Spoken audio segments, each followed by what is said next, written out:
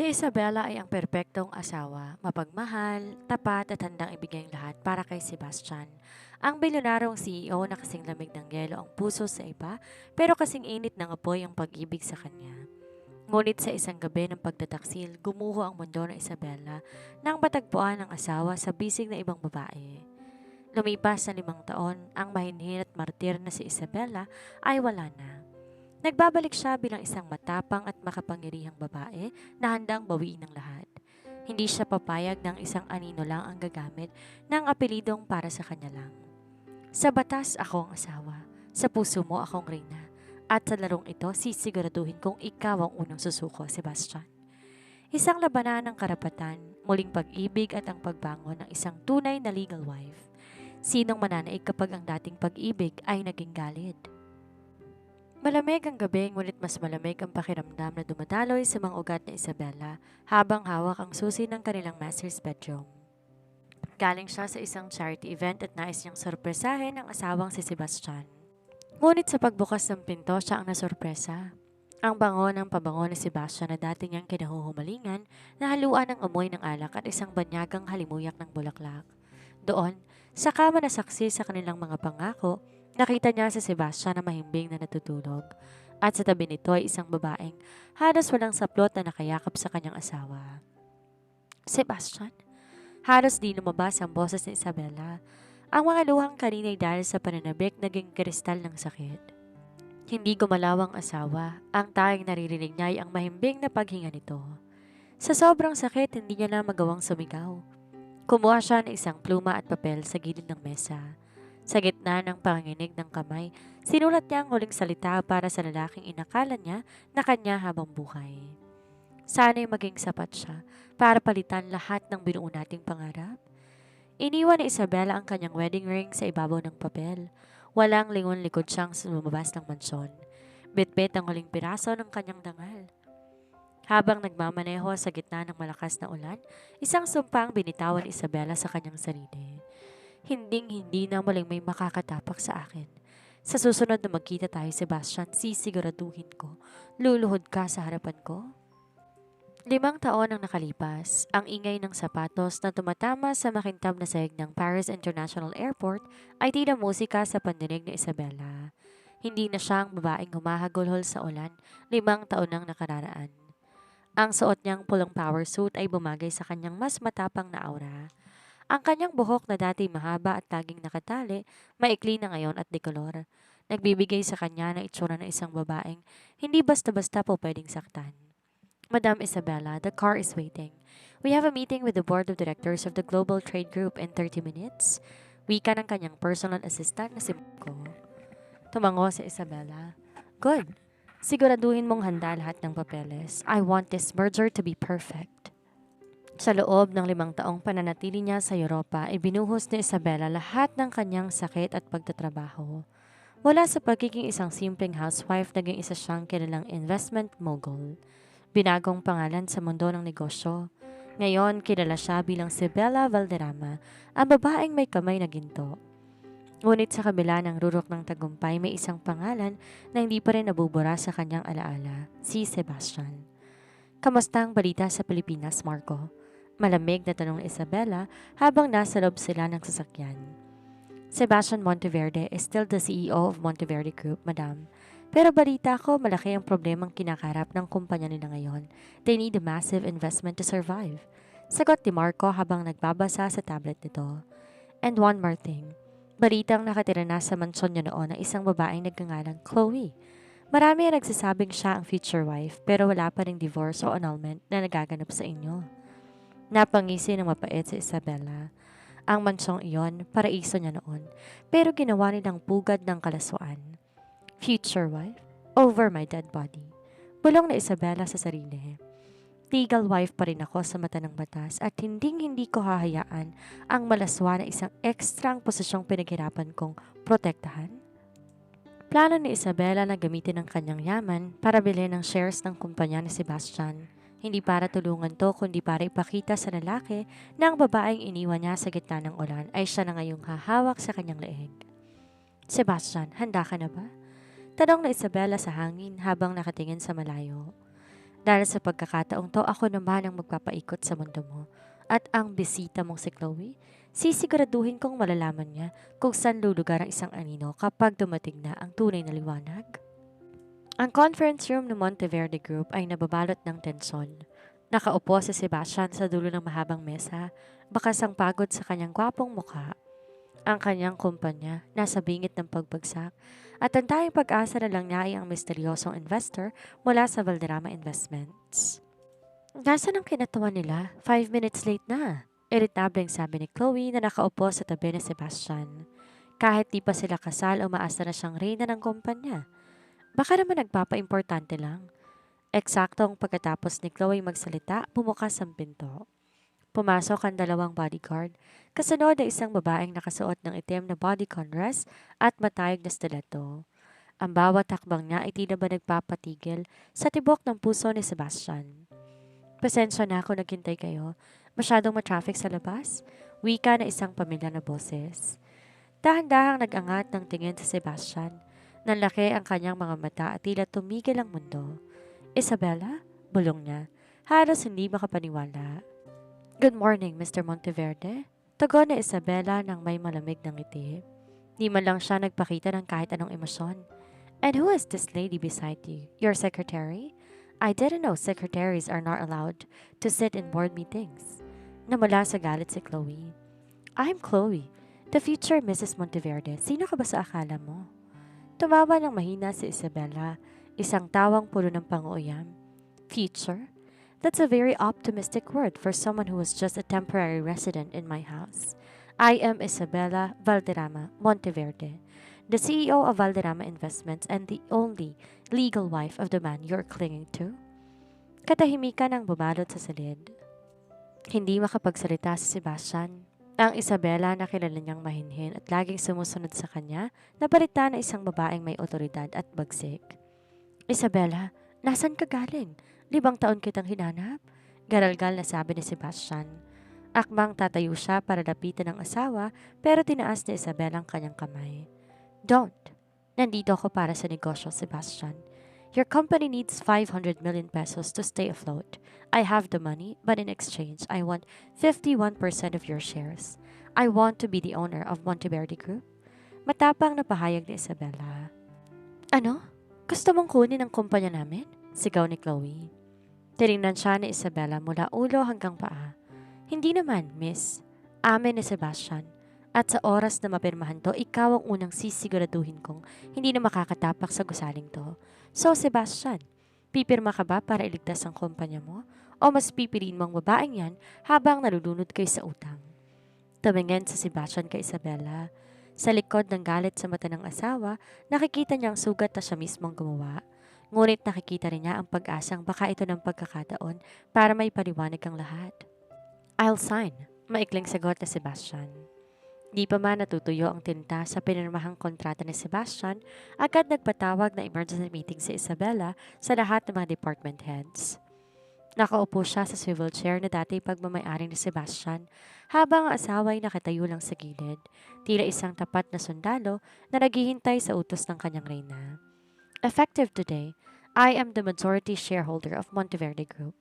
Pag-anunsyo ni Isabella habang tinitingnan ng bawat isa sa mata. At ang unang policy ko, walang puwang ang mga taong walang silbi sa kumpanyang ito. Bumukas ang pinto, pumasok si Chloe na halatang hindi matanggap ang nangyayari. Nakasuot to na isang mamahaling damit na tila ipinagmamalaki ang yaman ni Sebastian. Sebastian, bakit hinahayaan mong bastusin ako ng babaeng to? Sigaw ni Chloe sabay turo kay Isabella. Pinirmahan mo ang kontrata para iligtas ang kumpanya, hindi para gawin siyang diktador? Dahan-dahang tumayo si Isabella. Lumakad siya papalapit kay Chloe hanggang sa magkatapat ang kanilang mga mukha. Mas matangkad si Isabella dahil sa kanyang 6 na pulgadang stilettos at ang kanyang presensya ay sapat na para mapatahimik ang buong silid. Miss, ano nga ulit posisyon mo rito? Malamig na tanong ni Isabella. I am the creative consultant. Pagmamayabang ni Chloe.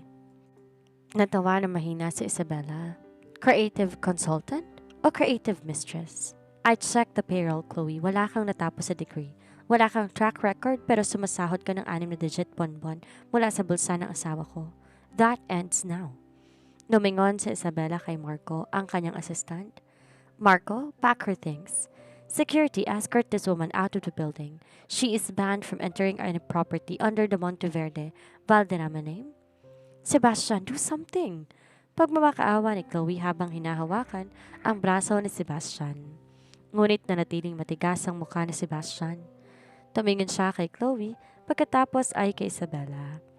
I already signed the papers, Chloe. Isabella is the boss now, at sa totoo lang, matagal ko na rin gustong gawin to. Nalaki ang mga mata ni Chloe sa narinig. What? Pinaglalaroan niyo ba ako? No, Chloe. I am just correcting a mistake. Sagot ni Sebastian na may halong pagsisisi sa boses. Habang kinakaladkad ng security si Chloe palabas ng boardroom, nagsisigaw ito ng mga banta, ngunit di man lang kumurap si Isabella. Nang silang dalawa na lang na Sebastian ang naiwan sa silid, muling nabalot ng katahimikan ang paligid. Isabella, thank you, mahinang sabi ni Sebastian. Alam kong galit ka, pero salamat sa pagliligtas sa kumpanya. Huwag kang magpasalamat, Sebastian. Tugon ni Isabella habang inaayos ang kanyang mga gamit. Ginawa ko to para sa sarili ko. This company was built by your father and I won't let it rot because of your poor choices in women. Now if you will excuse me, I have a real business to run. Akmang lalabas na si Isabella nang biglang hinawakan ni Sebastian ang kanyang braso. Isabella, please let me explain about that night. 5 years ago, it wasn't what you think. Tinitigan siya ni Isabella. Ang kanyang mga mata ay tila ba nagbabaga. Explain? Sebastian, 5 years is too long for an explanation. Sa ngayon, trabaho muna. Magkita tayo sa bahay, sa ating bahay. Doon tayo mag-uusap bilang mag-asawa kung may natira pa nga sa atin. Huminto ang itim na SUV sa tapat ng pamilyar na gate ng Monteverde Mansion. Pagbaba ni Isabella, sinalubong siya ng mga dating kasambahay na may halong gulat at saya sa kanilang mga mata. Ang ilan sa kanila, lihim na nagpunas ng luha nang makitang muli ang tunay na donya ng buhay. Welcome home, Ma'am Isabella. Bulong ni Aling Rosa, ang matandang mayordoma na naging saksi sa lahat ng sakit niya noon. Salamat, Aling Rosa. Pakihanda ang mga gamit ko sa master's bedroom. Utos ni Isabella ng may otoridad. Pero ma'am, nandun po si Chloe? Pag-aalinlangan ng matanda. Eksakto, kaya tayo naririto. Tipid na sagot ni Isabella. Pagpasok niya sa sala, naabutan niya si Chloe na nagwawala. Nagkakarato ng mga damit at sapatos habang pilit na pinapakalma ng ilang katulong. Nang makita ni Isabella ang eksena, marahan siyang pumalakpak. Bravo! Isang napakagandang performance, Chloe. Pang-famous ang pag-iinarte mo. Pang-uyam ni Isabella habang nakasandal sa pinto. Anong ginagawa mo rito? Sabi ni Sebastian, usapang negosyo lang yon. Di ba po pwedeng kunin ang bahay na to? Sigaw ni Chloe. Namumula ang mukha sa galit. Maling impormasyon ang nakuha mo, dear. This house is part of the Monteverde assets at dahil ako na ang may-ari ng majority ng assets na yon, technically palit ang inuupuan mo ay akin na. Paliwanag ni Isabella habang tinitingnan ng paligid. At isa pa, sa batas ng Pilipinas walang divorce. Kaya kahit anong tumbling mo, ako pa rin ang asawa. You are just a long-term guest who overstayed her welcome. Hindi ako aalis. Mahal ako na Sebastian. Pagmamatigas si Chloe. Saktong pagdating ni Sebastian sa likuran ni Isabella. Chloe, stop this. Inayos ko ng gamit mo. May nakaredy ng suite sa hotel para sa'yo. Sebastian, kakampi ka na ba sa kanya? Tumingin si Sebastian kay Isabella bago muling bumaling kay Chloe. Hindi ito tungkol sa pagkampi. Ito ang tama. Isabella is my wife. She belongs here. You don't? Tila binuhusan ng malamig na tubig si Chloe. Sa loob ng 5 taon, naniwala siya na siya na ang papalit sa pwesto ni Isabella, ngunit sa isang iglap, bumalik ang lahat sa dati. Lumapit si Isabella kay Chloe at bumulong sa tenga nito, sapat na para marinig ng lahat. Ang kabit, kahit gaano katagal manatili, anino pa rin. At kapag sumikat ng araw, ang anino laging naglalaho. Get out of my house before I call the police for trespassing. Walang nagawa si Chloe kundi humagulhol habang bitbit ang mga designer bags niya na binili ni naman gamit ang pera ni Sebastian. Pagkaalis ni Chloe, iniutos ni Isabella na palitan lahat ng kortina, bedsheets at sunugin lahat ng gamit na naiwan ng babae. Isabella, can we talk now? Tanong ni Sebastian nang silang dalawa na lamang ang naiwan sa malawak na sala. Hinarap siya ni Isabella. Gusto mong mag-usap? Sige. Pero bagong lahat gusto kong malaman. Gaano karaming dumi ang kailangan kong linisin sa kwartong yon para makatulog ako ng mahimbing? Wala, Isabella. Walang nangyari sa amin ni Chloe sa loob ng 5 taon. She was just a front, a shield. Sagot ni Sebastian na nagpakunot ng noon ni Isabella. Pumasok si Isabella sa kanilang master's bedroom. Ang silid na naging saksi sa kanyang pinakamalaking pangarap at pinakamatinding bangungot. Huminto siya sa tapat ng bintana, nakatanaw sa malawak na hardin. Naramdaman niya ang presensya ni Sebastian sa kanyang likuran, ngunit hindi siya lumingon. 5 years, Sebastian. 5 years akong nagising sa ibang bansa na ang tanging baon ko, imahe mo na may katabing iba. Panimula ni Isabella. Ang boses ay basag sa pigil na emosyon. Bakit ngayon mo lang sasabihin na front lamang siya? Bakit mo hinayaang sirain ako ng eksenang yon? Huminga ng malalim si Sebastian. Lumapit siya, ngunit nanatiling may distansya. Dahil nung gabing yon, Isabella, hindi lang puso mong nakataya, kundi ang buhay mo. Humarap si Isabella, ang kanyang mga mata puno ng pagdududa. Anong ibig mong sabihin? Ang board of directors noon, hindi sila basta mga negosyante. May mga koneksyon sila sa sindikato na gustong kunin ang teknolohiya ng kumpanya natin. Nang malaman nilang ikaw ang kahinaan ko, nakatanggap ako ng banta. Paliwanag ni Sebastian. Tinabas niya isang luma at kupas na envelope mula sa kanyang drawer. Sinabi nila kung di ako papayag sa merger na pabor sa kanila, papatayin ka nila. I was desperate, Isabella. Pinakita ni Sebastian ng mga litrato ni Isabella na palihim kinuna ng mga stalker noong 5 taon lang nakakaraan. Napasingap si Isabella. Nung gabing nakita mo kami ni Chloe, set up yon. Pinainom nila ako ng gamot na nagpabagsak sa akin at si Chloe, siya ang mata ng mga taong yun sa loob ng bahay na to. Pinili kong magmukhang traidora sa paningin mo para itulak ka palayo, para lumipad ka patungong Europa kung saan hindi ka nila maaabot. Patuloy ni Sebastian, habang ang mga luhay malayang dumadaloy sa kanyang mga pisngi. I had to break your heart to save your life. Nangihina ang mga tuhod ni Isabella. Napakapit siya sa gilid ng kama. Ang galit na tinanim niya sa loob ng 5 taon, tila unti-unting nalulunod sa bugso ng bagong impormasyon. Bakit hindi mo sinabi? Sana lumaban tayo na magkasama, bulong ni Isabella. Dahil bilyonaryo man ako sa paningin ng mundo, sa harap ng mga taong yon isa lang akong lalaki na takot mawala ang asawa niya. Sagot ni Sebastian. Hinayaan ko si Chloe manatili dito para isipin nilang kontrolado nila ako. Pero sa loob ng 5 taon, binuo kong ebidensya laban sa kanila habang palihim kitang binabantayan sa Paris. Every contract you won, every success you had, I was there, Isabella. Proud na proud sa legal wife ko. Isang mabigat na katahimikan ang bumalot sa kanila. Ang pait na nakaraan at ang tamis ng sakripisyo ay nag-uumpugan sa hangin. Kaya ba hinayaan mong makuha ko ang 51% ng shares mo? Tanong ni Isabella. Ngumiti ng bahagya si Sebastian sa kabila ng luha. I didn't lose the company to a stranger, Isabella. I gave it back to the woman who truly owns it, and now that you're powerful enough to protect yourself, I don't have to pretend anymore. Ang bawat salitang binitawan ni Sebastian ay tila mga palasong tumatagos sa kaluluwa ni Isabella. Gusto niyang sumigaw. Gusto niyang magalit dahil sa paglilihim nito, pero mas danaig ang bigat ng katotohanan na ang lalaking kinamumuhian niya ng 5 taon ay ang siya palang lihim na nagprotekta sa kanya. Bakit, Sebastian? Bakit kailangan sa ganitong paraan? Tanong ni Isabella. Ang kanyang boses nanginginig sa halo-halong emosyon. Sana hinayaan mo akong magpasya. Sana hinayaan mo akong damayan ka sa hirap. Hindi yung ginawa mo akong tanga habang ikaw nagpapakabayani. Lumapit si Sebastian, dahan-dahan hanggang sa maramdaman ni Isabella ang init ng hininga nito. Dahil lang makita kang ligtas, kahit pagalit ka sa akin ay mas madaling tanggapin kaysa makita kang wala ng buhay, Isabella. Nung gabing umalis ka, kalahati ng pagkatao kong nawala. Pero bawat gabi, bago ko matulog, iniisip ko lang, humihinga ka pa rin sa kabilang panig ng mundo at sapat na yun sa akin? Di na napigilan ni Isabella ang pagikbi. Ang matapang na Bella Valderrama na kinatatakutan sa boardroom ay naglaho. at ang tanging natira ay ang asawang nangungulila.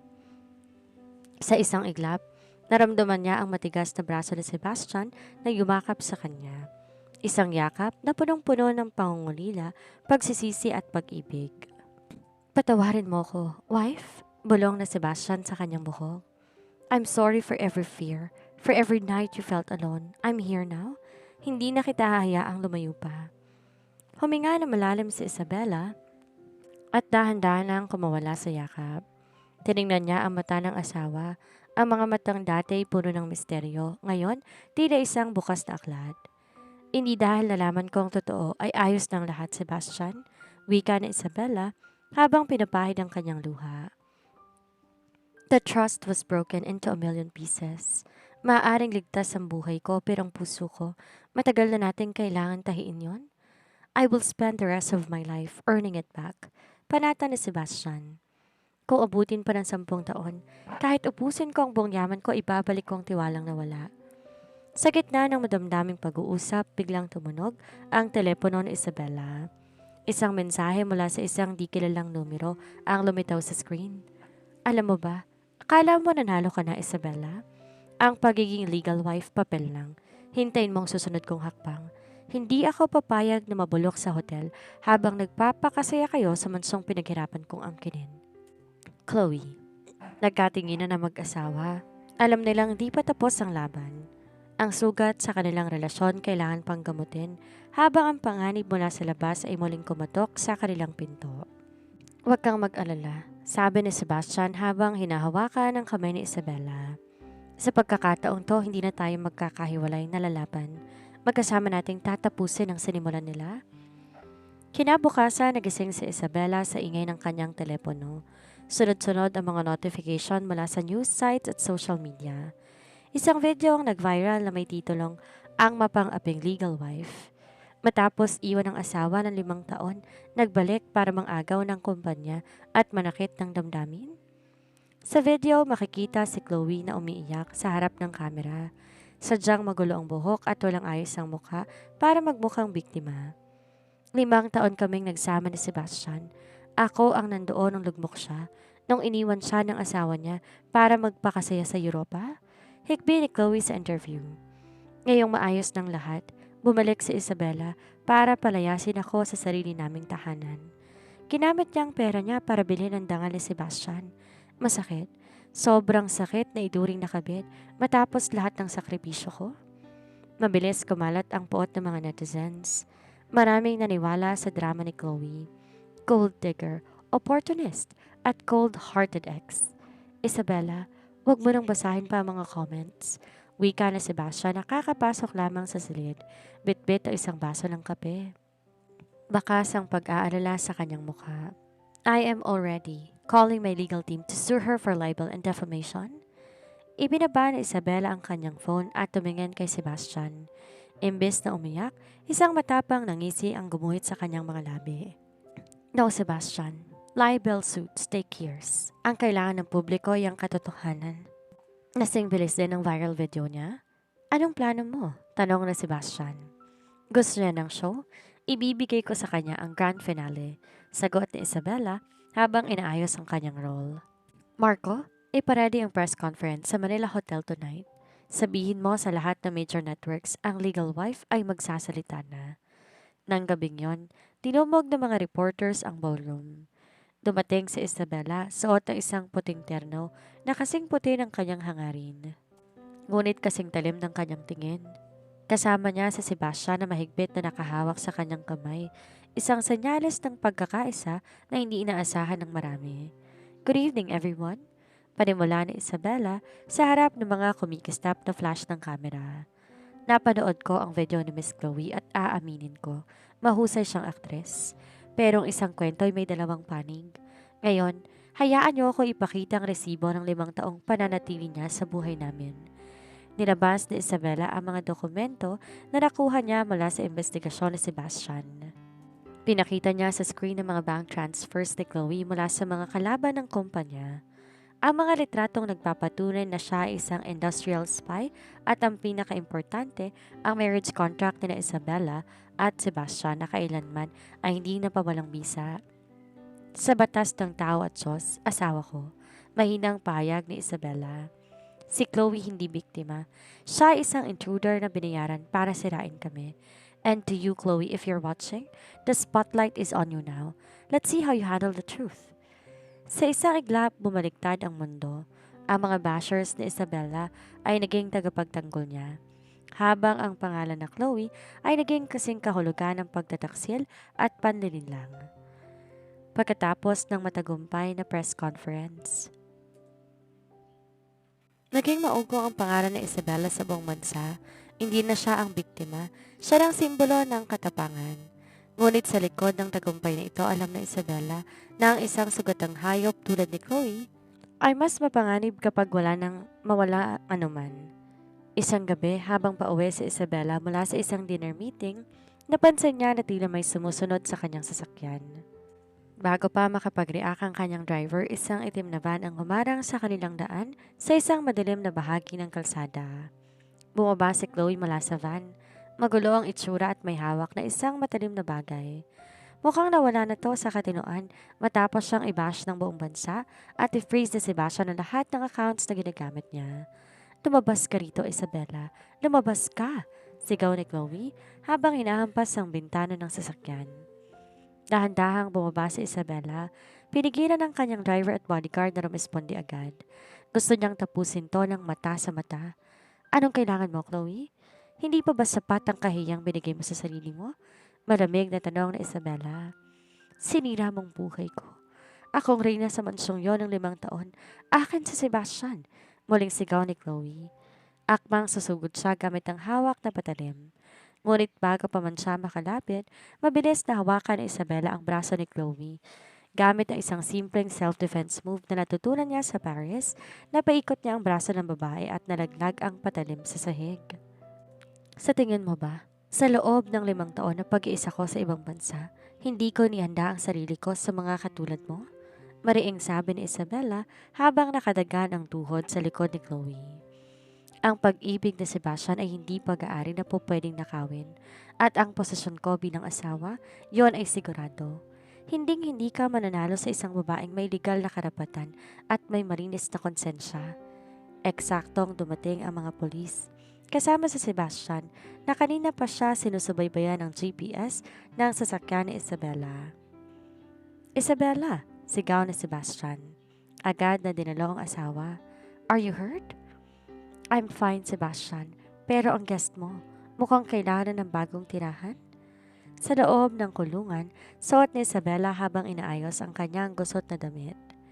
Habang pinapaspasan ng posa si Chloe, napasigaw rin namang ito ng sumpa. Ngunit sa pagkakataong to, wala nang nakikinig. Si Sebastian nakatitig lamang kay Isabella, puno ng paghanga at pag-aalala. I promise to protect you. Pero mukhang kaya mo na talagang protektahan ang sarili mo. Bulong ni Sebastian habang niyayakap ang asawa sa gitna ng mga asul at puting ilaw ng mga sasakyan ng pulis. Natutulong ako, Sebastian, dahil ang reyna hindi lang dapat marunong magmahal. Dapat marunong din siyang puksain ang mga peste sa kanyang kaharian. Tugon ni Isabella. Ang sikat ng araw sa El Nido ay tila humahalik sa balat ni Isabella habang nakatanaw siya sa asul na dagat mula sa veranda ng kanilang pribadong villa. Pagkatapos ng gulo kay Chloe at ang paglilinis sa kumpanya, pinilit ni Sebastian na magbakasyon sila, isang pagkakataon para muling magkakilala.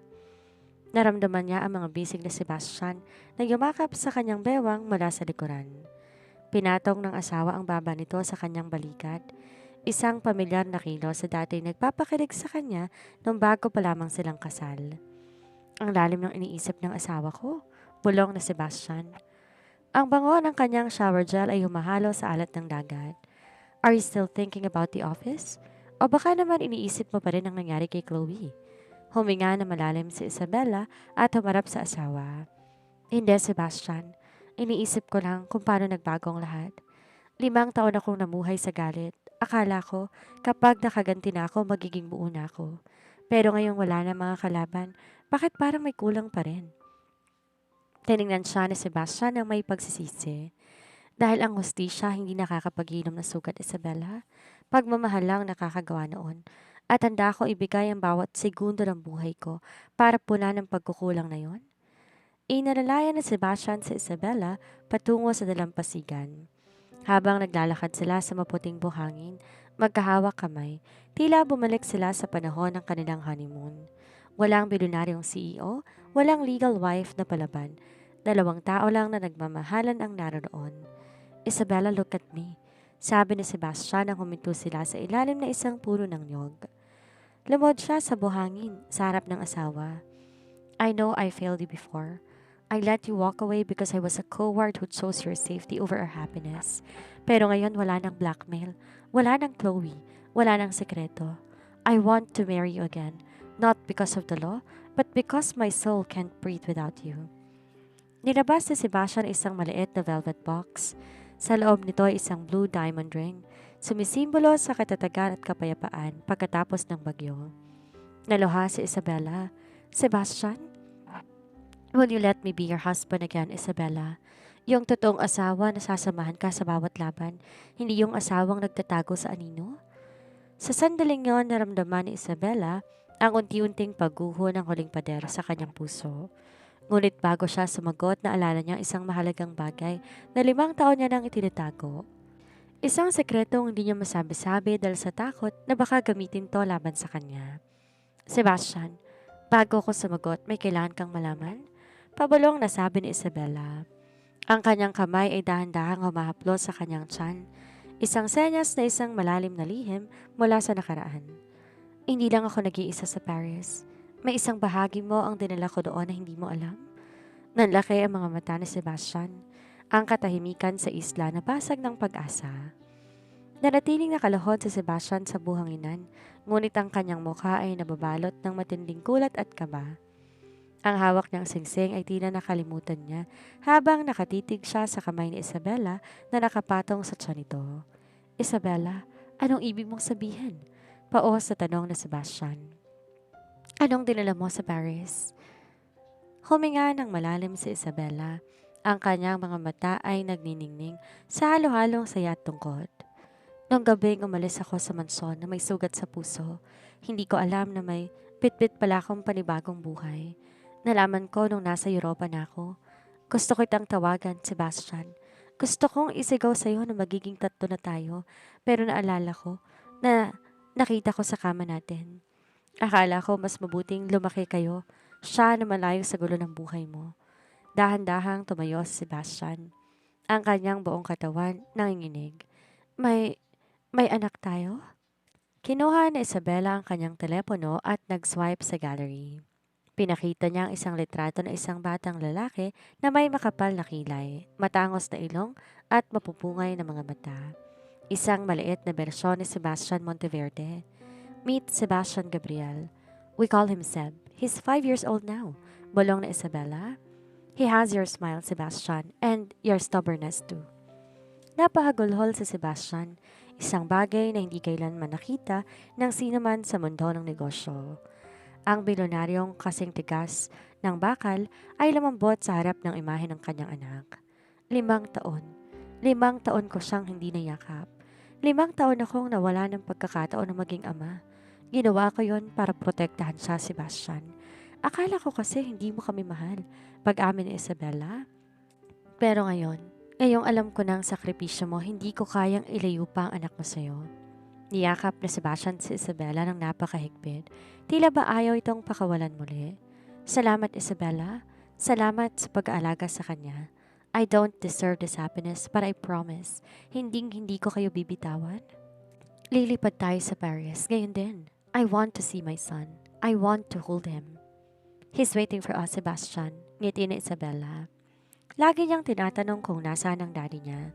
Sinasabi ko sa kanya na ang daddy niya isang superhero na nakikipaglaban sa masasamang tao sa malayo. At tama pala ako. Totoo ngang superhero ka para sa amin. Sa gabing yon, hindi lang pagiging mag-asawa ang kanilang ipinagdiwang, kundi ang pagbuo ng isang pamilyang akala nila ay tuluyan ng naglaho. Wala nang Chloe, wala nang puot. Ang tanging natira ay ang pananabik na makita ang kanilang munting anghel.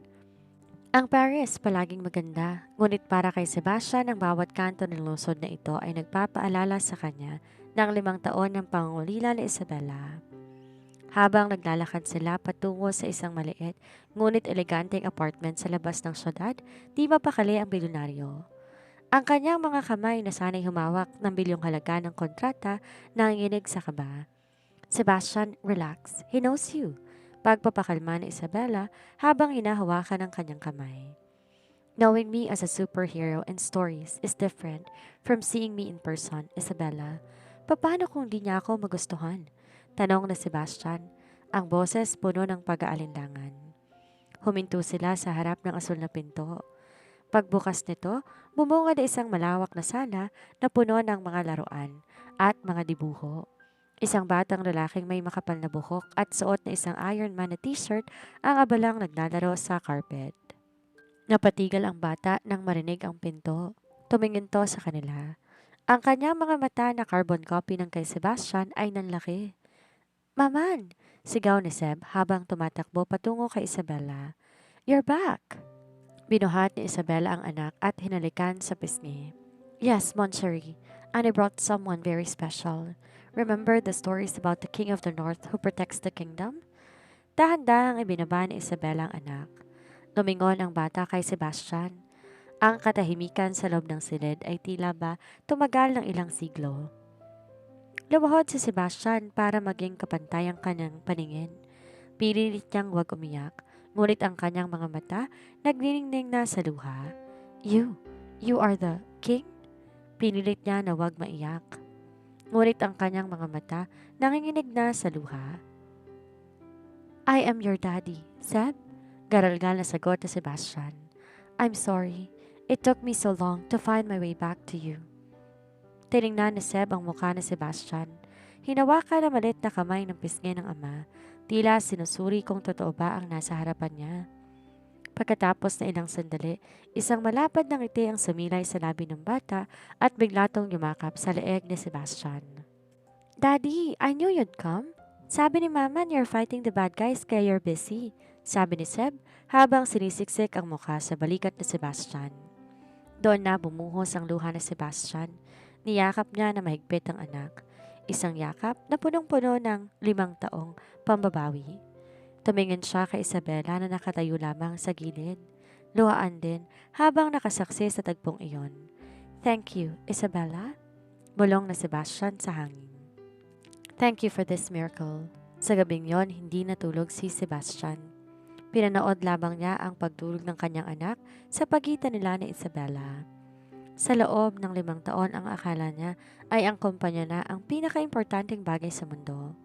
Ngunit sa haplos ng mainit na kamay ni Seb na tanto niya na ang tunay na kayamanan ay ang pamilyang binuo nila ng kanyang legal wife. Muli, nanginginig ang Monteverde Mansion. Ngunit sa pagkakataong to, hindi to dahil sa marangyang dekorasyon, kundi dahil sa siyang bumabalot sa bawat sulok nito. Isang malaking pagtitipon ang nagaganap. Isang renewal of vows na dinaluhan ng mga pinakamakapangyarihang tao sa bansa.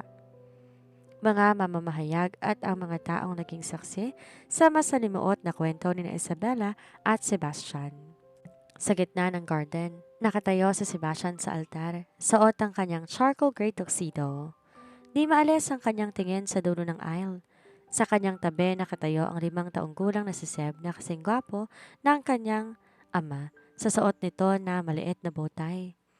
Nang tumugtog ang pamilyar na kanta, bumukas sa mga pinto. Lumabas si Isabella, suot ang isang ivory silk gown na gawa na isang tanyag na designer sa Paris. Simple lamang ito pero naglalabas ng aura ng isang reyna. Matapang, marangal at higit sa lahat malaya. Habang naglalakad siya patungo kay Sebastian, ramdam ni Isabella na ang mga mata ng mga taong dati ay nagdududa sa kanya. Ngunit wala na nga siyang pakialam sa kanila. Ang tanging mahalaga ay ang lalaking naghihintay sa kanya sa dulo. Ang lalaking binigay ang lahat para maprotektahan siya. Pagdating niya sa altar, kinuha ni Sebastian ang kanyang kamay. Dahan-dahang hinagkan ito. Isabella? Panimula ni Sebastian. Ang boses puno ng pagsinta. 5 taon tayo nagkawalay. Sa loob ng mga taon na yon, akala ko sapat nang protektahan ka mula sa malayo. Pero nagkamali ako. Ang tunay na pag-ibig ay hindi nagtatago sa anino. Ito ay lumalaban sa liwanag.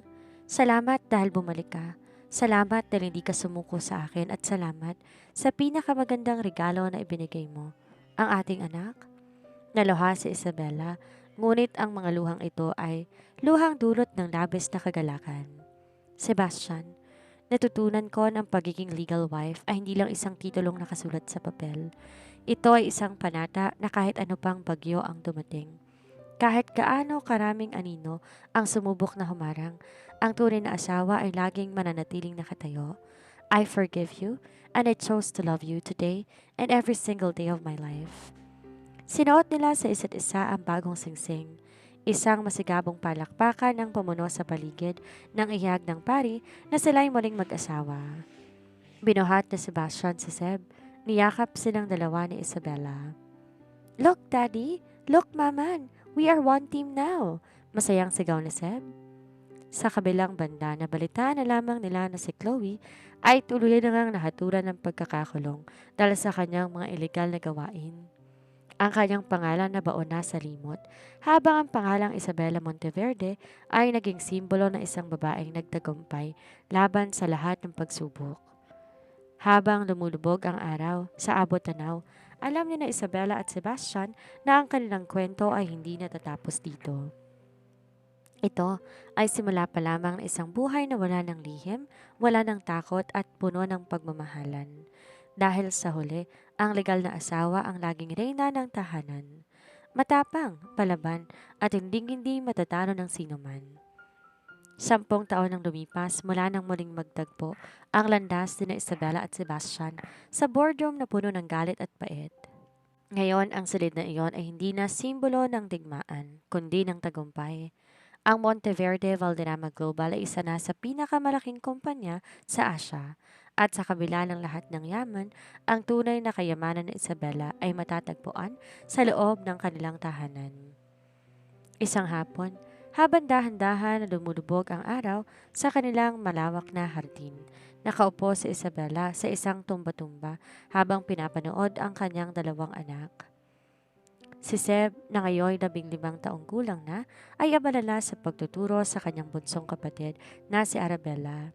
Isang 5 taong gulang na batang babae na nakuha ang matapang na mga mata ni Isabella. Kuya Seb, is it true that Maman is a superhero? Tanong ni Arabella habang hawak ang kanyang manika. Ngumiti si Seb, ginulo ang buhok ng kapatid. More than a superhero, Bella, she is a queen. She fought the shadows to keep us safe. Naramdaman ni Isabella ang pamilyar na init ng bisig na Sebastian sa kanyang balikat. Kahit lumipas sa isang dekada, ang tingin na Sebastian sa kanya ay hindi nagbago. Puno pa rin to ng paghanga, pagsamba at wagas na pag-ibig. Anong iniisip ng aking CEO? Bulong na Sebastian, sabay halik sa tuktok ng ulo ni Isabella. Iniisip ko lang kung gaano kalayong narating natin. Sagot ni Isabella habang sinasandal ang kanyang ulo sa dibdib ng asawa. Dati akala ko, ang pagiging legal wife ay tungkol lang sa pagprotekta sa pangalan at sa papel. Pero mali ako. Ang pagiging asawa ay tungkol sa pagtayo sa gitna ng bagyo para hindi mabuwang ang pundasyon ng pamilya. Lumingon si Sebastian sa direksyon ng kanilang anak. Narinig ko ang balita kanina. Chloe was released on parole last month but she chose to leave the country for good. Wala na siyang balak bumalik. Bahagyang tumango si Isabella. Wala na siyang nararamdamang galit. Ang paghihiganti niya noon ay napalitan na ng ganap na pagpapatawad. Hindi para sa taong nanakit sa kanya, kundi para sa sarili niyang katahimikan. Hayaan na natin siya, Sebastian. Ang dilim ay wala ng puwang sa liwanag na binuo natin. Kinuha ni Sebastian ang kamay ni Isabella, pinagmasdan ng kanilang mga wedding rings na lalong nagniningning sa tama ng dapit hapon. If I had to go through it again, I will go willingly. Ulit ni Sebastian sa mga salitang binitawan niya nung simula pa lang ng kanilang kwento. Pipiliin ko pa ring daanan lahat ng sakit, lahat ng hirap, at lahat ng pagkakataong muntik na tayong sumuko. Dahil alam ko na sa dulo, ikaw pa rin ang naghihintay. Ngumiti si Isabella, isang ngiting puno ng kapanatagan. And I would choose to be your wife over and over again, Sebastian. In every lifetime, in every world, it will always be me, the one who stayed, the one who fought, the one and only legal wife. Habang naghahabulan ang kanilang mga anak sa damuhan at unti-unting lumalabas sa mga bituin sa langit, alam nila na ang kanilang kwento ay hindi lamang tungkol sa pag-ibig na nagwagi. Ito ay tungkol sa pamilyang binuo ng katapatan, pinatibay ng pagsubok at pinagtibay ng isang sumpaan na hindi na muling mababalik kailanman. Ang dating lamat sa kanilang kasal ay hindi na bakas ng pagkakamali, kundi naging mga disenyo ng kanilang matatag na pagsasama. Sa huli, nanatiling nakatayo ang reyna sa tabi ng kanyang hari, sa isang kahariang itinayo nila sa katotohanan. Ang kwento ni na Isabella at Sebastian ay nagtuturo sa atin na ang tunay na kapangyarihan ay hindi nanggagaling sa yaman, kundi sa lakas ng loob na protektahan ng mga taong mahal natin. Ang pagiging legal wife ay simbolo ng dignidad na di kayang nakawin ng sinumang tao.